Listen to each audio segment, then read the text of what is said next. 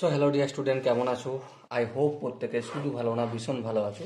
স্ক্রিনের ওপর একটা প্রশ্ন দেখা যাচ্ছে, তাই না? প্রশ্নটা কি বলেছে দেখো।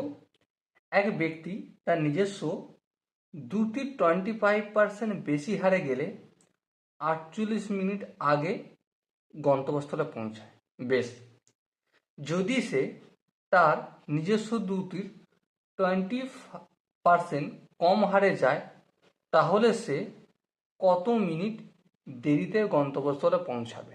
ওকে, দেখো, প্রথমত মোট দূরত্ব আমরা জানি না, জানি না।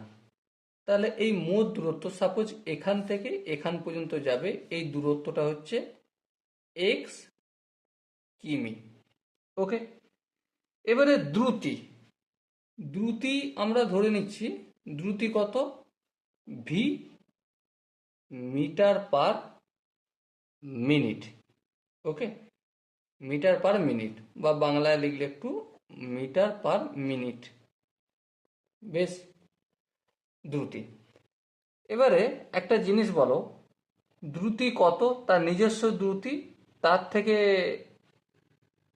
কত এক্সট্রা যাচ্ছে? 25% এক্সট্রা যাচ্ছে, তাই না? কিন্তু একটা জিনিস বলো, এই ভি মিটার পার মিনিট দ্রুতি যে বললাম, তার নিজস্ব দ্রুতি, এই কথাটাকে যদি একটু আমরা এলাবোরেট করে লিখি, তাহলে কি লিখব? যে ভি মিটার যেতে সময় লাগে 1 মিনিট, তাই না? হ্যাঁ, ঠিক। তার মানে 1 মিটার যেতে সময় লাগবে 1/ভি মিনিট। বেশ, এখান থেকে এখান পর্যন্ত দূরত্বটা কতটা? এক্স। তাহলে এক্স মিটার যেতে সময় লাগবে x/ভি মিনিট। ওকে, তাহলে এই দূরত্বটা এক্স, আর তার নর্মাল দ্রুতি হচ্ছে ভি মিটার পার মিনিট। তাহলে এই নর্মাল দ্রুতিতে এক্স মিটার যেতে সময় লাগছে x/ভি মিনিট। ওকে, এখান পর্যন্ত বুঝলাম, কোনো অসুবিধা নেই। কিন্তু এখানে আমার একটা প্রশ্ন আছে। প্রশ্নটা কি? প্রশ্নটা হচ্ছে এটাই, যে নিজস্ব দ্রুতি অপেক্ষা নিজস্ব দ্রুতি অপেক্ষা অপেক্ষা 25% বেশি দ্রুতিতে গেলে গেলে সময় লাগবে। সময় লাগবে সময় লাগে কত? প্রথমত এখানে দেখো দূরত্ব এক্স, হ্যাঁ। আর টাইমের ক্ষেত্রে কি করব? ভি ছিল তার দ্রুতি, হ্যাঁ। তার থেকে এক্সটা কত? 25%। তাহলে ভি প্লাস ভি ইন্টু 25/100। ওকে, এবারে এর থেকে এই সময়টা লাগছে, বলো এখানটা কি বোঝা গেছে? আই হোপ বোঝা গেছে। কারণ নিজস্ব দ্রুতি অপেক্ষা 25% বেশি হারের দ্রুতিতে গেলে সময় কতটা লাগবে? সময় কি দৈর্ঘ্য, কতটা দৈর্ঘ্য যাচ্ছে? X metre.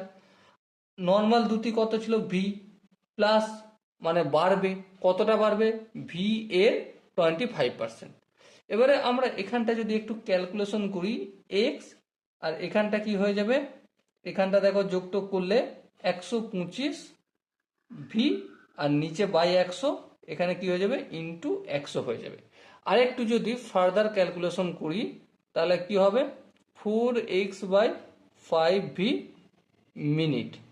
বলো এই জায়গাটা কি বোঝা গেছে? যদি এই জায়গাটা বোঝা যায়, তাহলে 90% অঙ্ক জানবে তোমার বোঝা হয়ে গেছে। ওকে, এবারে একটা শর্ত লিখছি, শর্তানুসারে কি? দেখো, তার এই যে বেশি স্পিডে চলছে, মানে বেশি স্পিডে 25% বেশি দ্রুতিতে যখন যাচ্ছে, তখন যে সময়টা লাগছে সেটা নিশ্চয়ই কম সময় লাগছে। আর নর্মাল দ্রুতিতে চললে সময়টা যেটা লাগবে সেটা বেশি সময় লাগবে। তাহলে এক্স বাই ভি থেকে 4x/5v যদি বিয়োগ করি কত হবে? দেখো, নর্মাল ভাবে যেতে যেই সময়টা যায় তা থেকে 25% এক্সট্রা দ্রুতিতে যদি যায় তাতে যেই সময়টা যায়, তাদের দুজনের মধ্যে ডিফারেন্স দেখো কোশ্চেনে বলে দিয়েছে 48 মিনিট। ওকে, এখানটা কি বোঝা গেল? আই হোপ এখানটা বোঝা গেল। এরপর দেখো ক্যালকুলেশন করবে, এরপর যদি ক্যালকুলেশন করি ভি আর 5v লসাগু করলে কি হবে? 5v লসাগু এখানটা কি হয়ে যাবে? 5x - 4x = 48। আর একটু যদি ক্যালকুলেশন করি x/v = 48 গুণিতক 5, কারণ এই 5টা এখান থেকে অপোজিট দিকে গেলে ভাগ আছে, গুণ হয়ে যাবে। ওকে, আই হোপ এখানটা প্রত্যেকের বোঝা গেছে। x/v = 48 গুণিতক 5 মিনিট। এখানটা যদি বোঝা যায় তাহলে এবার বলো, এখানে যেমন নিজস্ব দ্রুতি অপেক্ষা একইভাবে লিখব যে নিজস্ব দ্রুতি অপেক্ষা 20% কম দ্রুতিতে চললে সময় লাগবে। কতটা সময় লাগবে? দেখো, সময়ের গল্পটা কি এখানে যেমন করেছিলাম, দূরত্ব x বাই কি দ্রুতি। এবারে দ্রুতি আগে ছিল ভি মাইনাস ভি এর 20% কম, তাহলে সেই জন্য আমি বিয়োগ করলাম।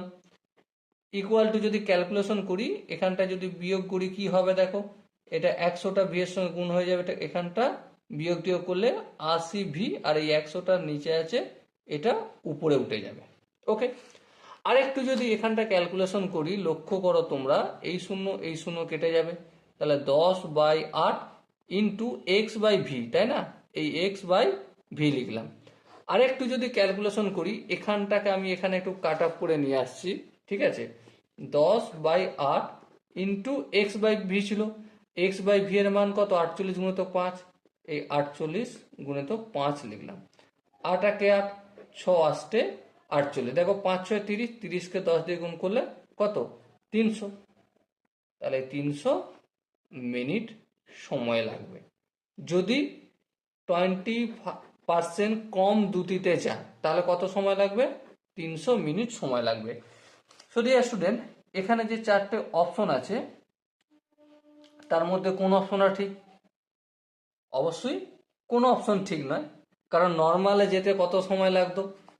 নর্মালে যেতে এটা গুণ করতে হবে, নর্মালে যেতে সময় লাগতো 5 8 40।